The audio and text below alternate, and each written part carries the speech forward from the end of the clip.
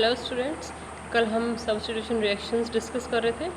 उसमें आज हम उसके आगे से ही अपना टॉपिक स्टार्ट करेंगे जो हमारा रह गया था कल बीच में। तो हम मैकेनिज्म ऑफ सब्स्टिट्यूशन रिएक्शन में इलेक्ट्रोफिलिक सब्स्टिट्यूशन रिएक्शन आज हम डिस्कस करेंगे। कल जो हमने डिस्कस किया था वो था फ्री रेडिकल सब्स्टिट्यूशन रिएक्शन, जिसमें हीट और लाइट की प्रेजेंस में फ्री रेडिकल का फॉर्मेशन होता है और फिर चैन प्रोपेगेशन एंड चैन टर्मिनेशन के थ्रू वो रिएक्शन कंप्लीट होती है। तो आज हम देखते हैं इलेक्ट्रोफिलिक सब्स्टिट्यूशन रिएक्शन।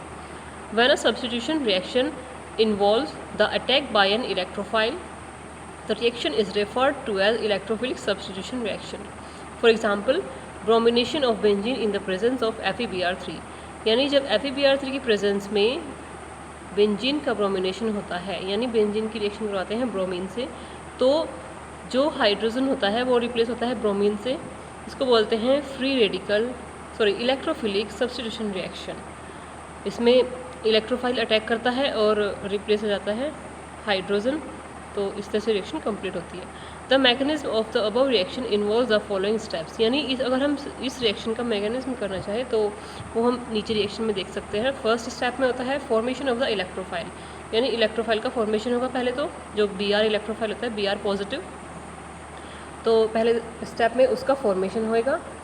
फिर नेक्स्ट उसके बाद आता है The electrophile Br positive attacks the pi electron system of the benzene ring to form a resonance stabilized carbonium ion, यानी जो इलेक्ट्रोफाइल जनरेट होता है फर्स्ट स्टेप में, सेकंड स्टेप में वो इलेक्ट्रोफाइल एरोमेटिक रिंग के जो पाई इलेक्ट्रॉन्स होते हैं उन पे अटैक करता है, जिससे कार्बोनियम आयन बनता है और जो कि रेजोनेंस स्टेबलाइज्ड होता है। देन थर्ड स्टेप में elimination of proton to give the substituted product, यानी एक प्रोटॉन का एलिमिनेशन होता है, हाइड्रोजन रिमूव होता है और सब्स्टिट्यूटेड प्रोडक्ट हमें मिल जाता है। फिर उसके बाद आता है नेक्स्ट रिएक्शन जो आती है इलेक्ट्रोफिलिक सब्स्टिट्यूशन रिएक्शन में नाइट्रेशन रिएक्शन। अभी तो हमने ब्रोमिनेशन देखी है, यानी ब्रोमीन इलेक्ट्रोफाइल कैसे अटैच होता है। अभी हम देखेंगे नाइट्रेशन रिएक्शन। इसमें भी सेम वही प्रोसेस होएगा। फर्स्ट प्रोसेस में क्या होगा, फर्स्ट स्टेप में क्या होगा, फॉर्मेशन ऑफ द इलेक्ट्रोफाइल, यानी इलेक्ट्रोफाइल का फॉर्मेशन होगा।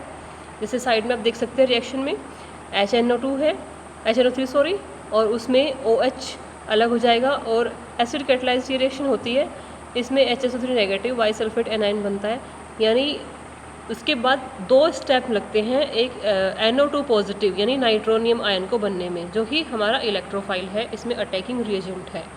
यानी नाइट्रेशन रिएक्शन में जो NO2 पॉजिटिव होता है इलेक्ट्रोफाइल, जब वो जनरेट होता है उसके बाद सेकंड स्टेप आता है NO2 positive attacks the pi electron system, यानी जहाँ पे पाई इलेक्ट्रॉन्स होते हैं ये वहाँ पे फिर अटैक करता है और देन वही सेम प्रोसेस रिपीट होता है, elimination of proton to give the substituted product. फिर प्रोटॉन का एलिमिनेशन होता है और हमें सब्स्टिट्यूटेड प्रोडक्ट मिल जाता है।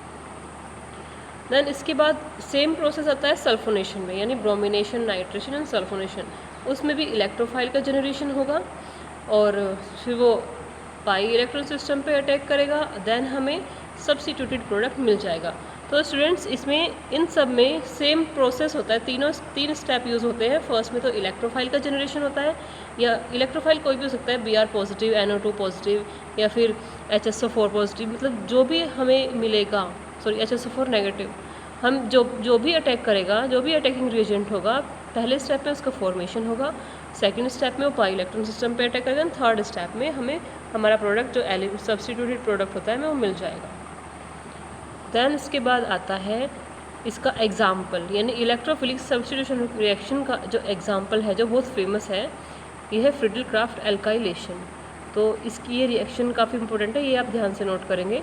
इसमें देखते क्या होता है, फर्स्ट स्टेप में फॉर्मेशन ऑफ द इलेक्ट्रोफाइल, यानी फर्स्ट इलेक्ट्रोफाइल का फॉर्मेशन होगा R positive, then electrophile R positive attacks the pi electron system and elimination of proton to give the substituted product, यानी फर्स्ट हम RCl यानी एक alkyl halide लेंगे plus AlCl3 के साथ उसकी रिएक्शन कराएंगे।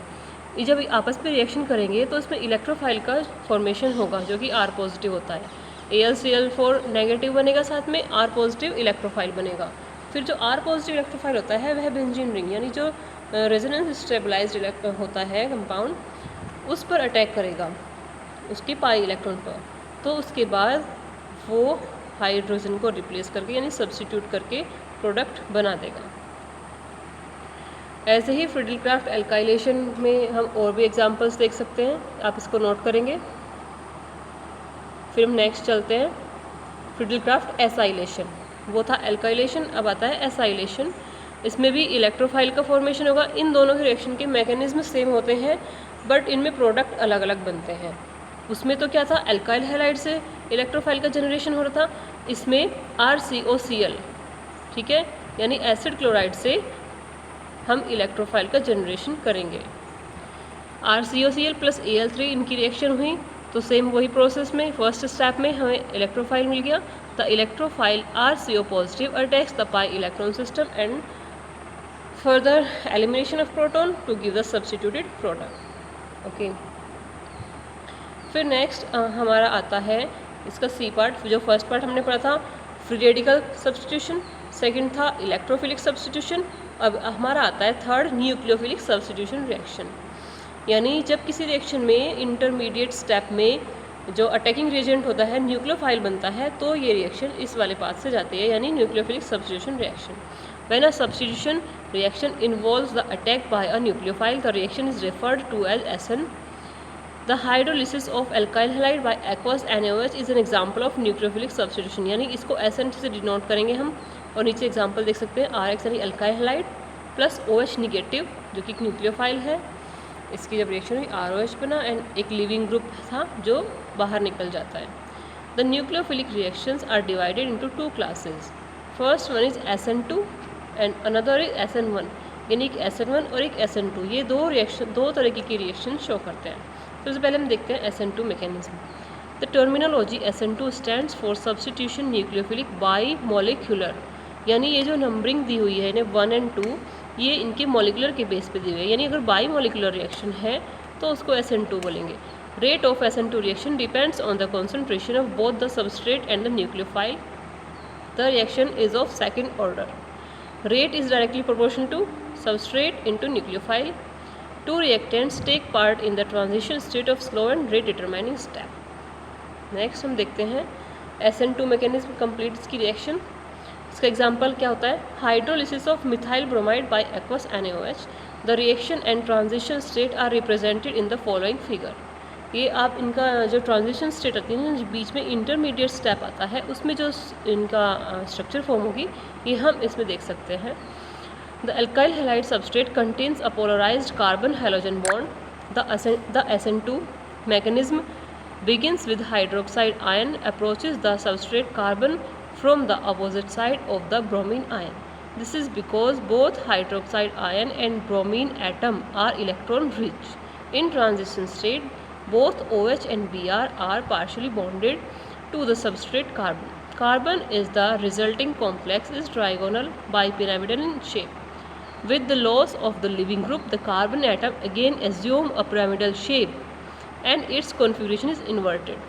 तो इसमें हम क्या देखते हैं, बाई मॉलिक्यूलर होता है, यानी इसमें एक OH ग्रुप और एक Br यानी ब्रोमीन, ये दोनों ही क्या होते हैं, इलेक्ट्रॉन रिच स्पीशीज़ होते हैं और ये कार्बन के साथ जुड़ते हैं, और जब लिविंग ग्रुप उनको छोड़ गया था तो उसकी स्ट्रक्चर कॉन्फ़िगरेशन इन्वर्टेड हो जाती है। फिर SN2 में हम क्या देखने को मिलता है, वॉल्डेन इन्वर्जन, जो कि हम आइसोमेरिज्म में भी पढ़ते हैं। जब कोई the inversion of stereochemical configuration at a chiral center during a chemical reaction a molecule can form two enantiomers around a chiral center. Walden inversion converts the configuration of the molecule from one enantiomeric form to the other. यानी जब एक form से दूसरी form में conversion हो जाता है तो उसको वॉल्डेन इन्वर्जन बोलते हैं। और ये किस वजह से होता है, जब इनके साथ में कोई लिविंग ग्रुप इसको छोड़ के जाता है, यानी SN2 मैकेनिज्म में वॉल्डेन इन्वर्जन हमें देखने को मिलता है।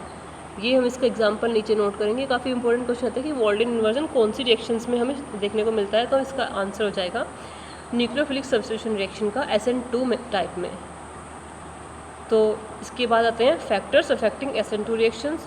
First one is steric hindrance, इसको हम नोट करेंगे। SN2 reactions require a rearward attack on the carbon bonded to the leaving group. The larger and bulkier the group, the greater the steric hindrance and the slower the rate of reaction.